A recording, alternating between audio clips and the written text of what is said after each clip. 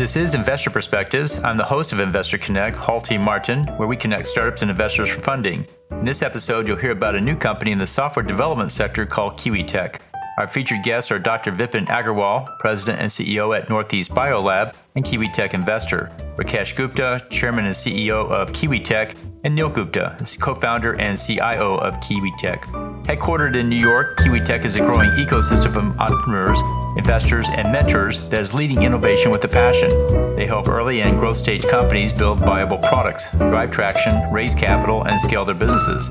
They're currently home to 1,500 investors, 250 portfolio companies across 15 industries undergoing disruption. I hope you enjoy this episode.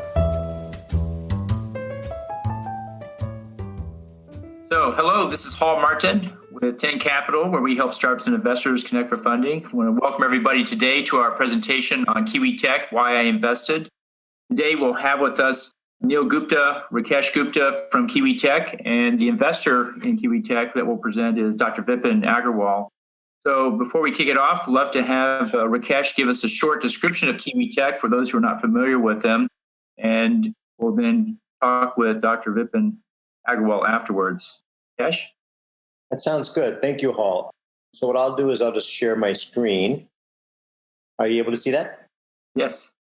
Okay, so KiwiTech, what I'll do is I'll first start with some background. My name is Rakesh Gupta, and I'm CEO of KiwiTech, and I'm part of a sibling entrepreneurial team. My brother, sister, and I had founded a company called Aptara, which we scaled. It was a content technology services company, which we scaled to 5,000 people, 500 people in the US, 4,500 people in India. We sold that company in 2012. Govinder Batra was our CTO there. And then as a team, we went on to kind of found KiwiTech and developed an interesting model. Because we had experience in Aptara in doing technology services, leveraging a backend in India and working with enterprise clients in the US, we thought there must be an interesting way to apply this type of skill set to getting equity in startups. And we thought of different kind of ways that we could make it work. And we actually stumbled on the methodology because we were working with a startup doing technology development for them. And we found that they actually ran out of cash. They were venture backed and they weren't able to pay all the invoices. And we ended up very reluctantly taking a convertible note. And that led to our current model. And then we realized that Neil and I, were looking at, well, we could actually get equity in startups, take part of our fee in cash, take part of our fee in equity. And it'd be a good way to get equity in startups because we'd be covering our costs or most of our costs and then getting the rest in equity. And that led to our current model, which is a 50% in-kind model. So say we're doing $500,000 of development with a startup, we'll take $250K in the form of equity up front, say their valuation is $5 million, we'll get about 5% of the company. And then we will take the other $250K in the form of cash over the course of the development. If that development happens over the next 2 or 3 years, we'll get that equity as they're doing the development. So what it does is it reduces the amount of cash that the startup has to raise. It creates a very strong sense of alignment between the startup and us because as we're delivering the services, we have a vested interest in creating value in the startup. And we do that through a series of events. We have demo days that we do. These used to be in-person demo days up to last year. We would do about 6 to 8 of these demo days every quarter. And there'd be about 15 to 25 investors that would show up. We would do these in like New York, Boston, DC, Chicago, Austin, San Francisco, LA. So cities around the country and, kind of the major startup ecosystems. And those events were a good way for our portfolio companies to meet interesting investors and kind of create that kind of connection. In early February, we started experimenting with doing these demo days virtually or using Zoom. And that actually went very well. And the timing was very fortuitous because in mid-March, we had a lockdown and we had to take everything online. And that led to some experimentation. We then started looking at a variety of events, demo days and industry panels and workshops and venture fairs, VC panels. So a variety of additional events that we added to the agenda. And now we do 20 to 25 events a quarter. So that became a way for us to add value to our startups. We're doing their technology development, we're taking part of the fee in kind, and we're also helping them connect with investors and other market participants. In terms of our model, we have a very significant kind of outbound effort. We have about 40 people now working on deal flow out of about 450 people in the company. Last year, we reached out to 40,000 startups. About 60% responded positively, led to 6,000 calls, 2,000 meetings, and 109 new portfolio companies. So today we have over 300 portfolio companies. In the next few years, we expect to have up to 1,000 portfolio companies. In terms of the events that we do, we kicked off our venture capital panel in May. So in addition to the demo days, we started these events. The demo days now, rather than being 15 to 25 investors, are more like 40 to 50 investors and about 100 attendees in the virtual online format. And our venture capital panel, which we launched in May, gets about 300 to 500 people registered for every event. With our first event, we had Amazon Alexa Fund, we had Revolution, which is Steve Case's group, and a couple other prominent venture funds. And usually our events have about 60% startups, 40% investors. We did, of course, other venture capital panels, and we launched our family office panel in August. At our first family office panel, we had Forbes Family Office, Coke Family Office, and DuPont Family Office. So we had some really good brand name family offices at the event, and we had 4 of our startups presenting. And from these events, the venture capital panel and the family office panel, what we do is we introduce startups to VCs and family offices. So after the event, let's say there are 300 to 500 attendees at the event, about 60% of those will be startups and 40% will be investors. So we'll send the startups a list of maybe about 100, 150 VCs that they can connect with. And they can select up to 25 of them. Then we'll send the VCs a list of the startups that want to connect with them, their revenue, the amount raised, and a short description of the startup. And the VCs can opt in. And then we make a double opt-in introduction. So these events lead to about 50 to 100 introductions per event. So they're pretty productive in terms of being a good participant in the ecosystem. And we allow startups that are new to us to participate once without a charge or without signing up with us. But then after that, they need to be a portfolio company to really participate. Then we have had other family office panels. We have a venture fair. We've done a Hispanic venture fair recently. This is the format of our online demo day. We also have a lot of women founders. We have, I think, about 100 female-founded businesses in our portfolio. And we've been doing this female founder demo day for a few years. And now we're doing it online so people can participate from anywhere. We launched a Black Entrepreneurs Matter demo day in July. And we have workshops and other events. And so a variety of events that kind of create a nice ecosystem. And then in terms of revenue, we're going to do $40 million this year with $25 million in net income. We're growing about 37% on last year. Now, our revenue, a big chunk of it is in the form of in-kind. And right now, our net income is all in-kind. But going into next year, we're expecting to be generating some cash as part of our EBITDA or net income. And over the next few years, we expect to get to $100 million in EBITDA, of which $25 million will be cash EBITDA and $75 million in-kind EBITDA. So now we've gotten to the point where we are cash break even and starting to become cash positive. And we're starting to scale the cash EBITDA and the cash portion of the business as well. So in addition to getting significant equity positions in startups, we'll have like meaningful cash flow. Our objective over the next 2 or 3 years is to take the company public. And right now we are structured from an investment standpoint as a convertible note. We're raising $10 million. It pays out 8% interest annually. It's paid out quarterly, but 8% annual interest with a 1x liquidation preference. And it converts at $8 per share, which is 4 times this year's net income, plus the value of the in-kind portfolio at the end of last year. It's got a fixed term of 5 years with 2 one-year extensions. So that's a quick summary on KiwiTech. Great. Thank you, Rakesh. Are you taking questions, Paul? Yes, we'll take questions. If you'd like to go ahead and ask one now, let's go ahead and do that. Okay, this is to Rakesh. In your technology for cash model, do you always take on 100% of the startup's development, or will you take a slice of it? Andrew, right? Yes, that's right. Yeah. So Andrew, so basically what we'll do is we will take on, we're happy to take on a piece of it. Very often the startup will have an in-house team. They'll be doing some combination. Maybe they're developing version 1, version 2, version 3 of their product. In some cases, they've scaled. We have some late-stage startups where they have a team of 20 or 25 people with us, and they have 5 or 6 people internally. So we're open to different configurations. Software development can be done in a distributed fashion these days. Thank you.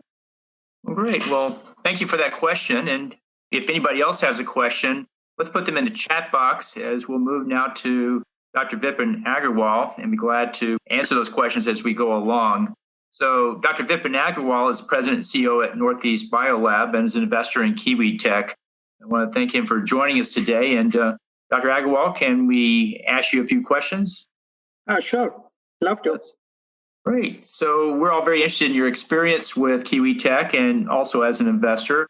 But before we do that, what is your background as an investor? What do you normally invest in?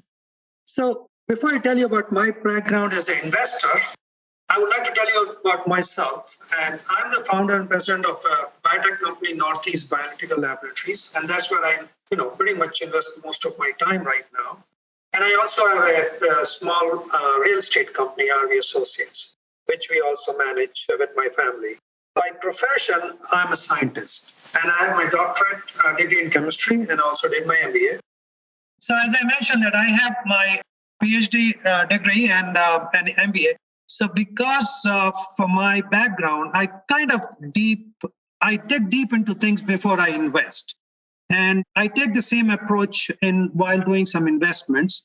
And I've researched, I would say, for the last 15 years, several opportunities. And finally, I did invest in about 5 companies beside my own business.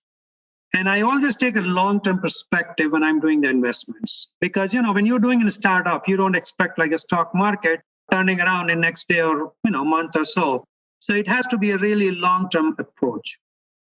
And I made investment in IT businesses. I made in biotech. And 4 of my investments so far have done very well.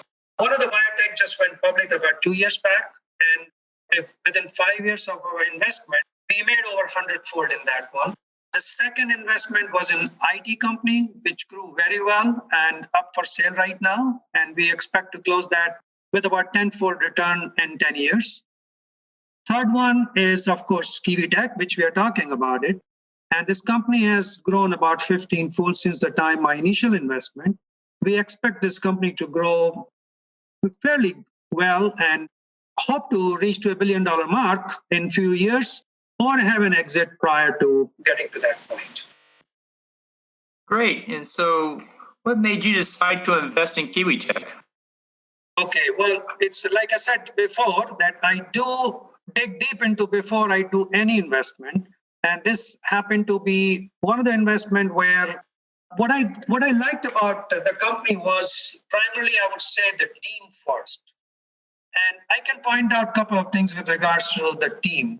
One thing when I focus on my investment, I look at the team. Are they fully dedicated to one single business or they're running multiple businesses where they're all over? And if you see you're involved in one entity, which KiwiTech team is, they're fully dedicated to run this business and make it successful.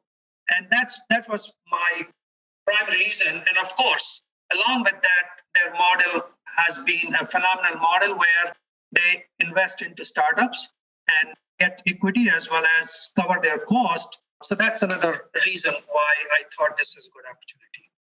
Great. So why do you think this company will be successful? Why do I think this company would be successful? Okay. Sorry about that. This phone was ringing. I've already seen the company heading towards the success, actually. This valuation has gone up almost tenfold. When I invested, it was about 10 million valuation. Right now, we're raising the money at about, I think, 150 plus. The management team has pitched the business model a couple of times. And with the time, they have changed the model. And like Rakesh mentioned that, initially they were investing equity model in the startups.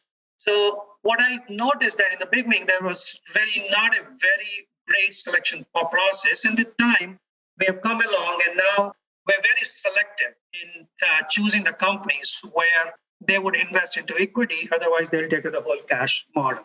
So they're on the right path to continue growing the business. That's what I feel at this point. Great. And so, what challenges do you see the company overcome in the last few years that you've been watching them? Challenges. Of course, like any other businesses, I'm sure Rakesh would vouch with me that there are a lot of challenges. Company has dealt with a number of challenges in terms of finding a differentiated business model. Their initial fundraising was a tough battle because, you got to convince the investors that you're going to grow your money here. It's not going to go down.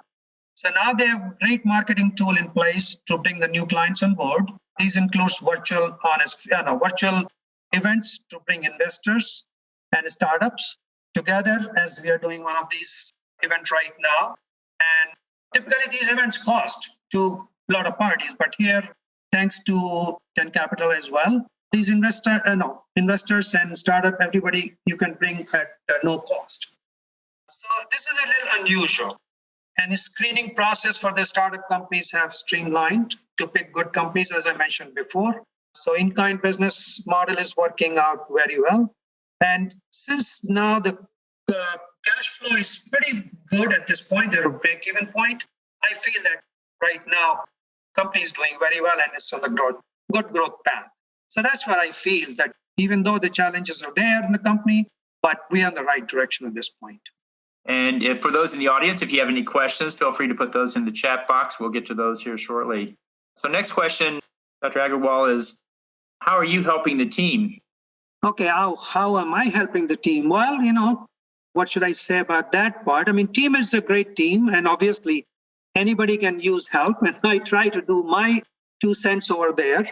I've been involved with this business since 2010. And have been providing my support as needed. Sometimes it could be financial or some advice. I've been actively involved in major decisions. Our team has been very, very good at listening and with an open mind. And right now, for the last 6 months, I've joined the board now. So I'm fully engaged with the company now.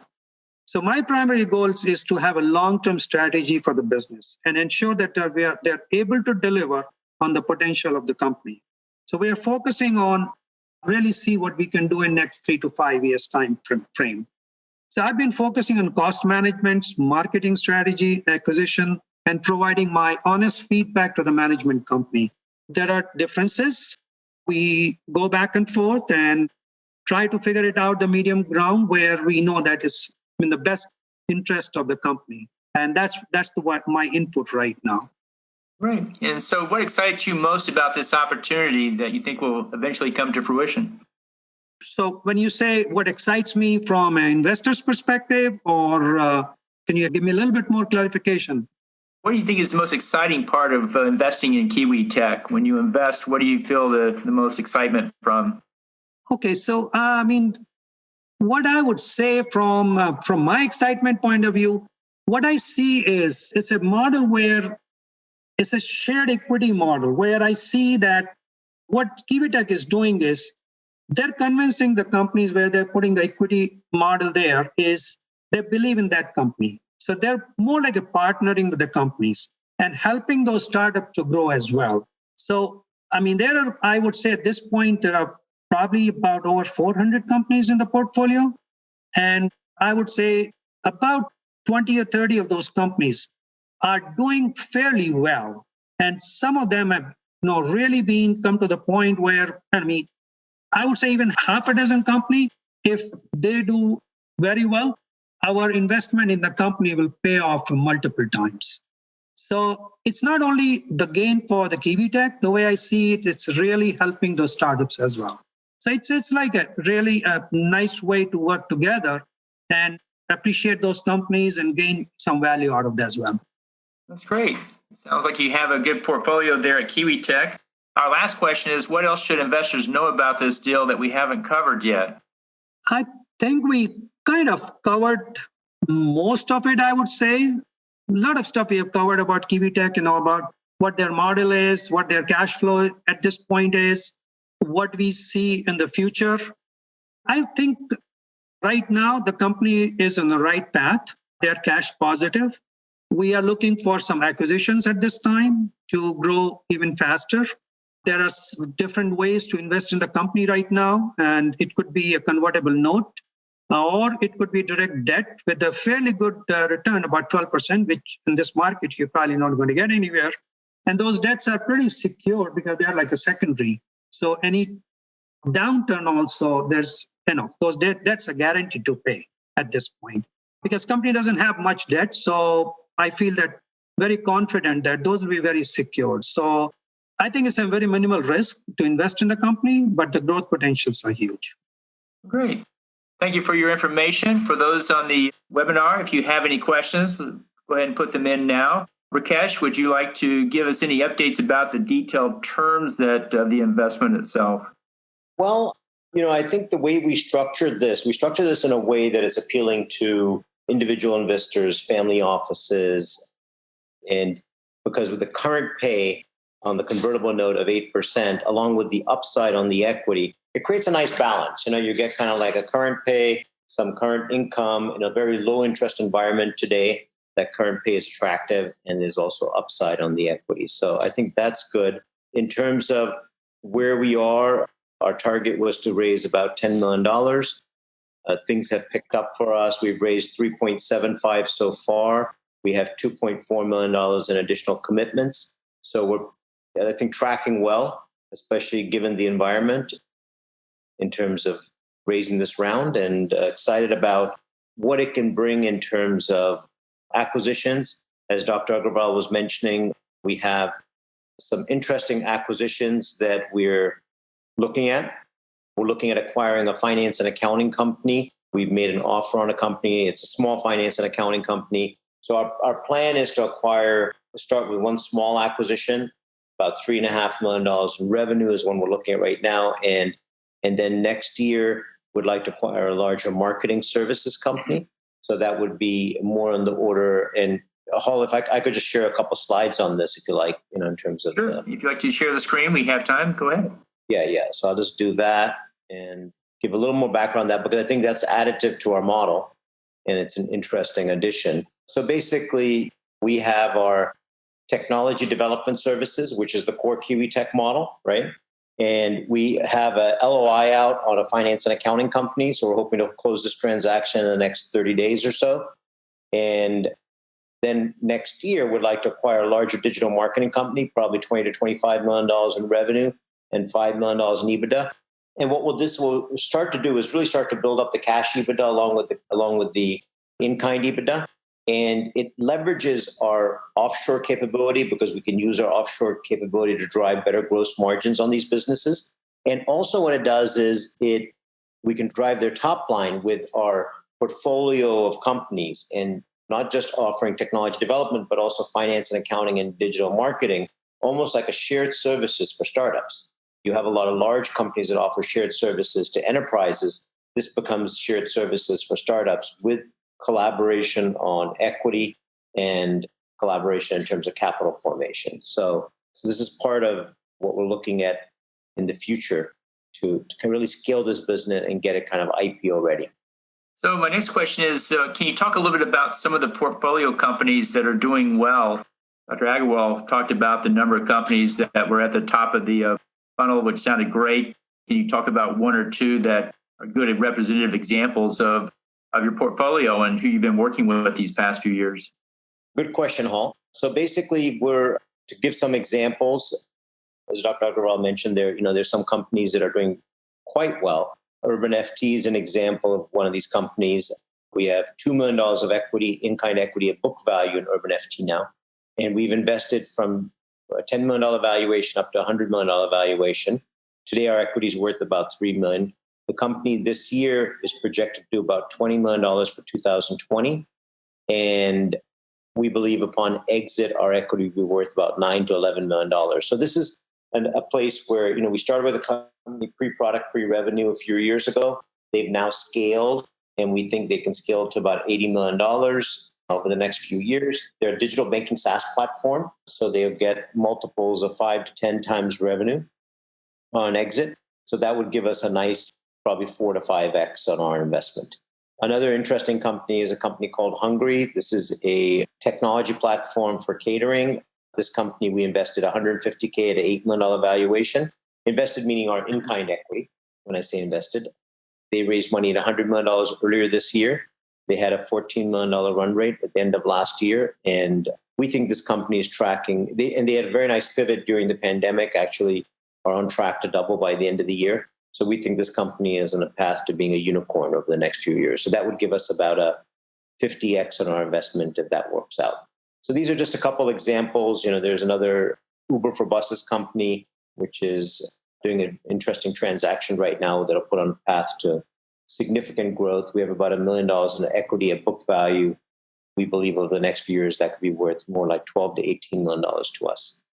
So these are some interesting companies in our portfolio that have exit potential. Great. Our next question is, what's been the impact of COVID on your business? Did it impact it in adverse or positive ways? And if so, how much? Well, actually, a couple companies that I'm just showing here are good examples of this. LVH, this is like an Airbnb for billionaires, very high-end vacations. And as you can imagine, in April or May, nobody was traveling to these locations. And so revenue kind of bottomed out in April and May. And then, of course, once the lockdown ended and people could travel, everybody was anxious to travel and they had a record Q3. So they were actually, from an $8 million revenue run rate last year, they were at about a $15 million revenue run rate in Q3. So interesting that they went from a good run rate to very little because they're in the travel business as a result of the lockdown, and now they're scaling again. And another example is a company, Be Well. This is in the healthcare space. This company raised a significant round earlier this year, and healthcare is getting a lot of focus with the pandemic. There are healthcare technology companies, telemedicine. These are interesting areas. There are obviously companies that are having a challenging time. So it's a mixed bag. You have some companies such as these that are doing well, and then you have some companies that are facing challenges that may or may not make it as a result of the pandemic, because capital raising, other things become more difficult for them. Maybe they're in the travel and hospitality business, cannot figure out a way to pivot. So there are companies like that will have trouble. Great. Well, so the next question is, are you going forward, are you changing the companies you're focused on? Are you looking for COVID-proof businesses? Are you maintaining the same posture of helping anybody that's quality company? Yeah, we're in general helping companies that are quality companies, and we want to continue to improve the quality of companies that we invest in. Using our model with in-kind across lots of companies, we're not going to be venture quality, but we can be we're kind of maybe more at an angel level with a very broad-based portfolio. And we know angels that have invested in a smart way across lots of companies do very well, So the returns can be very good in that category. We do like healthcare, fintech, areas that have benefited from this new environment. Workforce collaboration, Zoom, for example, virtual type companies. So we like these categories of companies. But we're investing across all software. You see quite a few companies. Do you ever capture data and at some level use the data for decisions or for monetizing in some way? We haven't done that much of that yet, but it's something that we're now putting together an investment analyst group to study our companies more closely and look for trends. And we're probably going to be publishing articles on this as well. So we're looking at developing some content around it too. So an investment analyst group and developing some content around what we see in the startup space. And after this business, what would be the next business you would like to start? After KiwiTech is acquired and gone, what would you do next? I think I'm kind of done. 2 entrepreneurial ventures in a lifetime, I think, is pretty good. That's quite a run there. Congratulations on that. Are there any other questions at this point? If you have questions, go and put them in. We'd love to answer those right now. If you want to get in touch with us afterwards, we'll be glad to connect you with KiwiTech team and have them tell you more about the opportunity and about their program in case you have a startup that needs help there as well. So with that, let's go ahead and close it. And if you can fill out this quick survey form, appreciate you guys taking time to join us today and looking forward to seeing you on the next one as well. Thank you to our guest speakers, Dr. Vipin Agarwal and Rakesh. Thank you guys so much for joining us today. Appreciate your information. Thank you for joining us today. As always, be sure to leave a review, subscribe to this podcast, and share it with others. Let's go start up something today.